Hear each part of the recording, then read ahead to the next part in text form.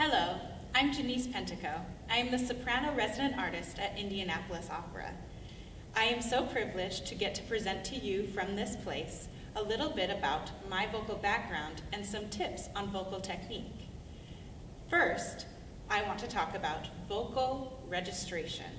This is something that is experienced in a different way by multiple people and singers, and I am going to attempt to simplify this for you in a bit of a funny way. So, vocal technique, as you're singing, sometimes you feel different sensations. Your vocal cords are here, they never move.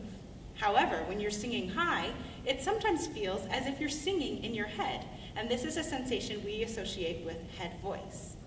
Sometimes, when you're singing very low, you get a sensation in your chest, and we call this chest voice.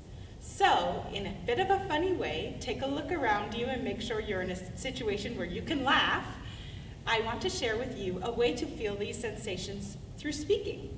So, the first is to experience your head voice nice and high, and this is when you say latte, as if you're ordering a drink in a restaurant in a funny way. Latte! Take some time to do that. Okay? That is accessing your head voice and speaking in a way that you have sensations in your head. Now, to access your chest voice, you might order root beer. And it's a nice low registration that you feel right here, root beer. And that is what we call chest voice. So, I'm going to sing for you now an aria that employs both of these registrations, and you'll notice that in my high voice, I access my head registration. And in my low voice, you will hear some chest.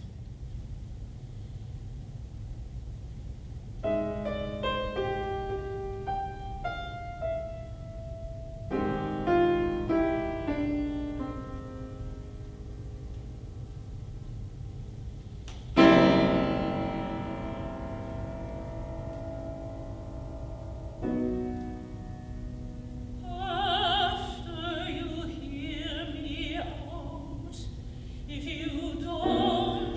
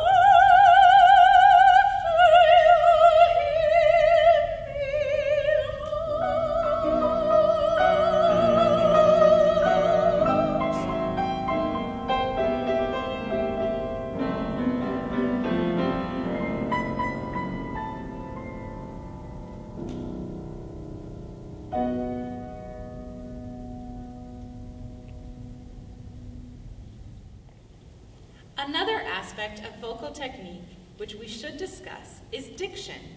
This means that you can be understood by anybody in the audience. Now, I just performed a song in English, which can be very tricky because it is likely the native tongue of you and several of the audience members in the United States. This is a tricky thing to do. You want to be understood, but you also need to sing in extreme ranges, both high and low. That is why exploding your consonants and really extending your vowels is important so that people can understand you. The reason we perform is to be understood and to share stories with our audience. For example, this aria comes from a true story based on a book by Tom Cipullo, Glory Denied. In this aria, Alice has a husband who has just come home from being the longest held prisoner of war in Vietnam. She needs to share with him what that has meant for her and the life that she has built in that time when she didn't know he was around. What a serious, dramatic, and important story to tell. If I did not have good diction, then the audience would miss out on that. So hopefully, as you listen back to my singing, you can understand what I'm saying. And if you didn't, maybe there's some chances for me to practice exploding my consonants and extending my vowels so that I could be better understood. Thank you so much for listening and for watching. I hope that I was able to share with you some important ways to develop your vocal technique. Good luck.